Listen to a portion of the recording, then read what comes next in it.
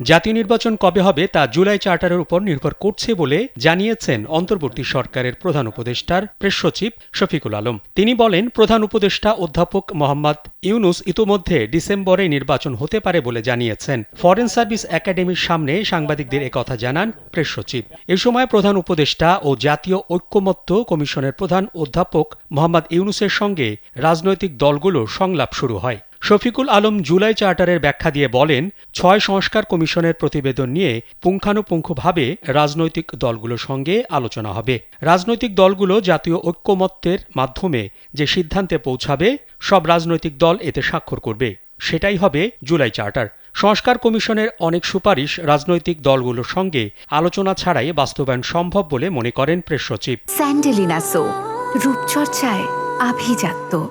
তিনি বলেন, আর যেসব ক্ষেত্রে প্রধান ঐক্যমত্য প্রয়োজন সেটার জন্য কমিশন রাজনৈতিক দলগুলোর সঙ্গে আলোচনা করবে। গত ১২ ফেব্রুয়ারি প্রধান উপদেষ্টা অধ্যাপক মোহাম্মদ ইউনুসকে সভাপতি করে ৬ সংস্কার কমিশনের প্রধানদের নিয়ে ৭ সদস্যের ঐক্যমত্য কমিশন গঠন করা হয়। রাজনৈতিক দলগুলোর সঙ্গে সংলাপে নির্বাচন ব্যবস্থা, পুলিশ, বিচার বিভাগ, জনপ্রশাসন, সংবিধান ও দুর্নীতি দমন বিষয়ে সংস্কারের জন্য গঠিত কমিশনগুলোর সুপারিশগুলো বিবেচনা করা হবে বলেও জানান প্রেস সচিব।